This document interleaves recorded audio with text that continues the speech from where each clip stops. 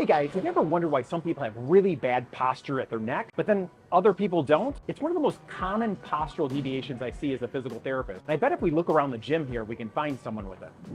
Oh, let's see here. Well, everyone down here is looking pretty good. Oh, holy smokes. Look at this guy's neck. Are you talking about me? So the technical term for what we're seeing here is gooseneck. Gooseneck? And isn't it called forward head position? Are we talking about me? Yes or no? Yeah, it's totally you, and yes, it is called gooseneck. That is the technical term for it. Gooseneck? There's no way I have a goose. Today we're going to be talking about forward head position. This is the most common postural deviation that there is. And there is some information available on YouTube and online for how to fix this problem, but many times, or really most of the time, that information is incomplete. We are going to be showing you our 4-step procedure to fix forward head position for good. But first, let's talk about what causes this to happen.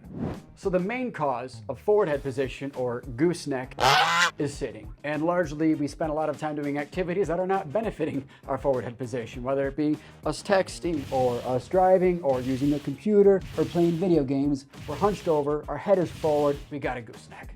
So whatever posture that you're sustaining for a prolonged period of time, your body is going to adapt to. So what that means, certain muscles on your body are going to get tight, and other muscles on your body are going to lengthen and get weak. Okay, now let's take a look at what gooseneck really looks like. Jeremiah, where are you? Jeremiah? Why do we even need me? Okay, now here with Jeremiah, we have a perfect example of gooseneck or forward head position.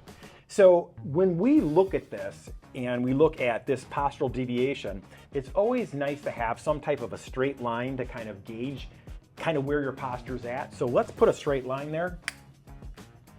Now what we're looking at, if we have proper posture, we want to see that the person has alignment from the tip of their ear through the midsection of the shoulder, down to their hip, and really down to their ankle. So when someone has this forward head position, what we're going to see is that that head is coming forward. Typically it's coupled with forward shoulder and sometimes also increased thoracic kyphosis.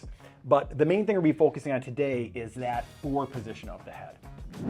So beyond the obvious aesthetic reasons, why would you want to fix forward head if you have this very common postural deviation? So first and foremost, your head weighs a lot. So the head typically weighs about 12 pounds, unless you have a head like Jeremiah, maybe it's a little bit lighter. So when that head gets out of position, so it's meant to be positioned directly over the top of your shoulders, and it starts to creep forward into that forward head position, it puts all the structures of the cervical spine into load when it's not at a good position for the spine. So what that can lead to at your C-spine is things like arthritis, things like disc issues, things like lengthening of muscles and weakening of structures, changing of tendons and ligament length. And the longer that you stay in those types of positions, the harder it is to work your way out of them. So the things that we're going to show you today, it's important to get on this right away if this is a problem that you have.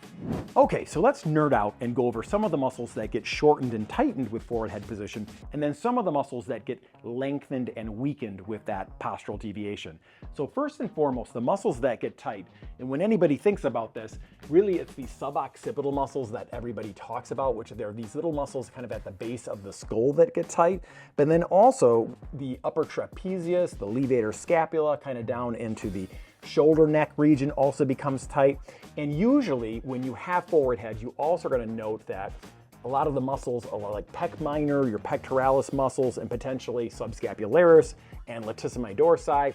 Many of these other muscles can get tight as well. So the muscles that get lengthened and weakened when we have bad head position, and also really the muscles that we want to strengthen back up, are our deep cervical flexors, which are in the front of the neck, also the lower cervical extensors, which are in the back of the neck, and really any of the muscles that pull the head back into good posture with your ears above your shoulders. All right, so now that we know kind of the anatomy and the kinesiology of what's going on with a forward head position, we're going to talk about how to fix it.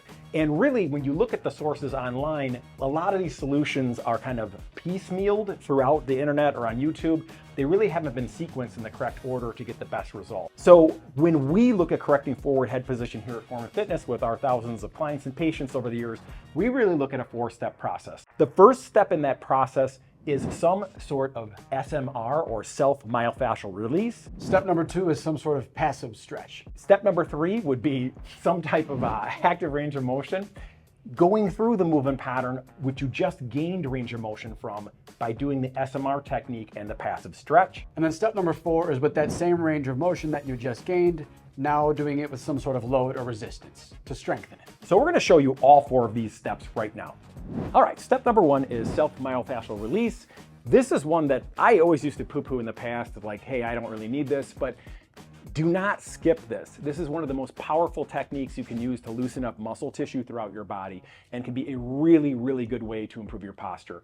So what we're gonna be doing to do our release, we talked about those suboccipital muscles. We're gonna be releasing those ones first because those are one of the main culprits in forward head position. You do need a peanut for this. So this is basically just 2 lacrosse balls that have been taped together. You can also buy a peanut on Amazon. They have, this type of apparatus that you can just purchase, or you can just make it yourself. So with your peanut, what you're gonna do is you're gonna put it at the base of your skull, right where those suboccipital muscles are. So once you have the peanut placed into the suboccipital muscles, it's best to hold it there so it doesn't slide when you're doing the different motion patterns that we're gonna do. The first motion pattern is flexion and extension in your cervical spine. So you're gonna look up, get some pressure into those muscles, and then look down, letting that peanut kind of dig into those muscles and loosen them up. And you're gonna be doing 10 reps of this movement pattern. Once you've completed your 10 reps, then you're gonna go for 10 reps of rotating a little bit to your right and rotating a little bit to your left. And again, it's gonna be 10 reps of this movement pattern.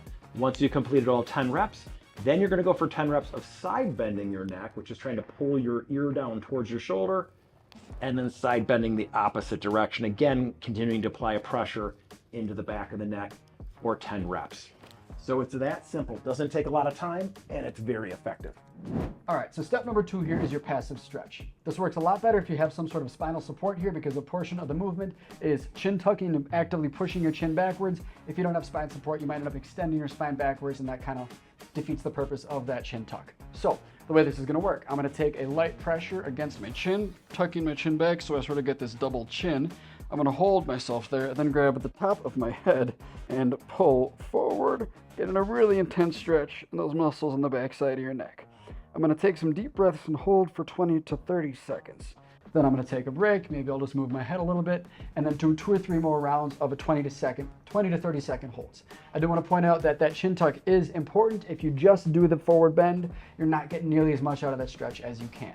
So now that we've passively stretched the muscle, we've released it with some SMR, the next step is to do some active range of motion. And this is where most videos on YouTube typically start, is that they jump right into the chin tuck. So those 2 different loosening techniques before you move into this is really, really an important step, because what happens is you loosen up part of the range of motion, and now you're going to use that range of motion with some active motion of that chin tuck exercise. So with a chin tuck, it is basically trying to slide your head back on your cervical spine to get it over your shoulders more. So it is that kind of motion of that chin kind of tucking in, and you're kind of thinking of pushing back through the head.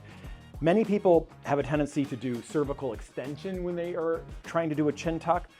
You want to make sure not to extend your cervical spine at all. So I always think of like I'm balancing a book on my head while I'm doing this, but the head is coming straight back, and that book would stay balanced on my head as I'm chin tucking and then coming forward. So straight back, hold for a few seconds, get your maximal range of motion back, and then come forward. And it may be that you gained an inch of range of motion doing those first 2 techniques, but now you're actively using that and kind of programming your nervous system that that range of motion is actually available to you. Let's move on to step number 4 now. Okay, so step number 4 is now strengthening that new range of motion that we just gained. It's a pretty simple exercise. All you need is a band and a towel. The setup is a little bit important, where I want this band to be at about ear level at the back side of my head. So I'll place the towel against the back of my head because the band can be uncomfortable. I do like a rigid object to place my hands up against. If I were to just hold my hands out in front, there might be more movement there that I could limit if I pressed my hands up against the wall. Now, the exact same motion that you just saw Ben do, where I want to pretend there's a book on top of my head forward, head backward, chin forward, chin backward. For an exercise like this, these muscles are more endurance-based. I'd keep it higher rep. I would do about 15 reps. After about 15 reps, with a slight pause, with my chin directly backward, ears over shoulders, after 15 reps, I'll take a 1 to 2 minute break and then do again 2 or 3 more sets. Okay, again, so why we really want to correct this posture and get this fixed is so that you look more like our trainer Mike here, and less like Jeremiah. More like Mike, less like Jeremiah. Come on. All right, so that's it. Those are the 4 moves to correct that forward head posture. No more gooseneck, right? No more gooseneck. Just a quick side note, many times that forward head posture will also include the postural deviations of forward shoulder and increase thoracic kyphosis. Please check out our video, 5 simple moves to do to correct your hunchy posture, which is another great way We'll tag that somewhere. to add on to what you just did for your cervical spine. And then thank you guys for watching. Like and subscribe. See you next time. Bye.